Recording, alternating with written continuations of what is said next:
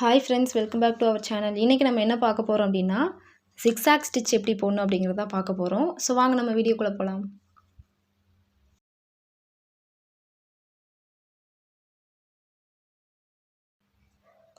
So இப்போ வந்து பார்த்திங்கன்னா ஆப்போசிட் டைரெக்ஷனில் போயிட்டு இது வந்து long stitch and short stitch, அதாவது ஃபஸ்ட்டு நம்ம போடுறோம் இல்லையா, அது வந்து லாங்காக போடுவோம். செகண்டு நம்ம போடுறது வந்து லாக் பண்ணுறதுக்காக போடுறோம் இல்லையா, இது வந்து ஷார்ட்டாக போடுவோம். ஸோ லாங் ஸ்டிச்சையும் ஷார்ட் ஸ்டிச்சையும் யூஸ் பண்ணி தான் வந்துட்டு நம்ம இந்த ஸ்டிச்சை இந்த ஃபுல் கம்ப்ளீட் ஸ்டிச்சுமே நம்ம வந்து ஒர்க் பண்ணுறோம். தெரியுதா? ஃபர்ஸ்ட் வந்து பார்த்திங்கன்னா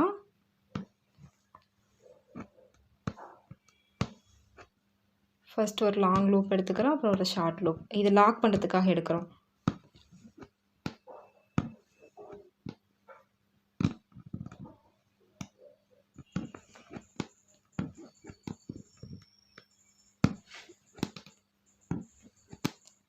ஸோ எனக்கு ப்ராக்டிஸ் இருக்குது அப்படிங்கிறதுனால நான் வந்துட்டு லைன்ஸ் போடாமல் ஒர்க் பண்ணுறேன். உங்களுக்கு ப்ராக்டிஸ் பண்ணும்போது நீங்கள் பிகினர்ஸ் வந்துட்டு ப்ராக்டிஸ் பண்ணும்போது எப்போவுமே லைன்ஸ் போட்டு நல்லா ப்ராக்டிஸ் பண்ணிவிட்டு அதுக்கப்புறம் நீங்கள் வந்து லைன்ஸ் போடாமல் ப்ராக்டிஸ் பண்ணுங்கள். எடுத்தது லைன் போடாமல் பண்ணிங்கன்னா வி ஷேப் வந்து உங்களுக்கு ப்ராப்பராக வராது.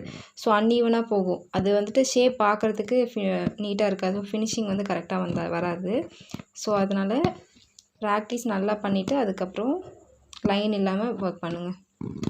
ஸோ இப்போ பார்த்தீங்கன்னா நான் இந்த போர்ஷனில் லாக் பண்ணி கொண்டு வந்திருக்கேன். ஸோ தெரியுதா? இந்த கார்னர் போயிட்டு லாக் பண்ணிவிட்டு ஆப்போசிட் கார்னர், இந்த கார்னர் போயிட்டு லாக் பண்ணிவிட்டு ஆப்போசிட் கார்னர் கொண்டு வந்திருக்கேன். ஸோ இப்போ அதை நம்ம லாக் போட்டுடலாம்.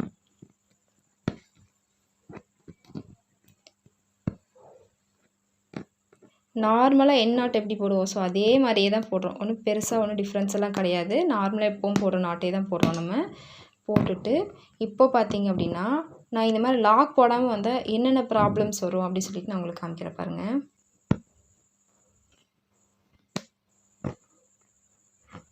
ஸோ பார்த்தீங்கன்னா ஆப்போசிட் டைரெக்ஷனில் போயிட்டு லாக் போட்டுக்கிறோம். ஓகே,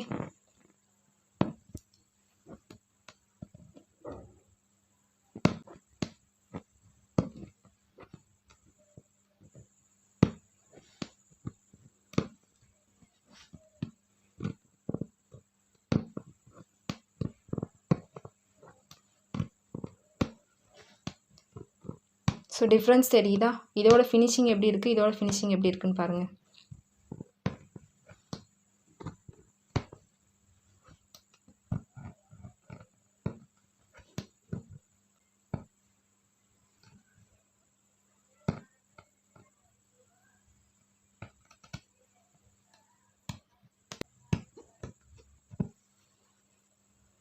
ஓகே, இப்போ பார்த்தீங்கன்னா இப்போ பாருங்கள், நான் இப்போ இந்த ஸ்டிச்சை மூவ் பண்ணுறேன். அதாவது இந்த லாங்காக நம்ம போட்டிருக்கோம் இல்லையா, ஸோ இந்த லூப்பை வந்துட்டு நான் வந்து மூவ் பண்ணுறேன். ஏதாவது ஆகுதா? பார்த்தீங்கன்னா தெரியும். ஸோ மூவ் பண்ணாலுமே மூவ் ஆகலை. தெரியுதா? எந்த டைரெக்ஷனையும் மூவ் ஆகாது. பட் நான் இதில் பண்ணுற பாருங்கள், ஷேப் எப்படி மாறுது பாருங்கள். அதோட ஷார்ப்னஸ், எட்ஜஸ் இது எல்லாமே அப்படியே வந்து ஷேப்பே மாதிரி ஜிக்ஸாக் மாதிரி இல்லாமல் இது ஏதோ ஒய் ஷேப் அந்த மாதிரி வந்துடும்.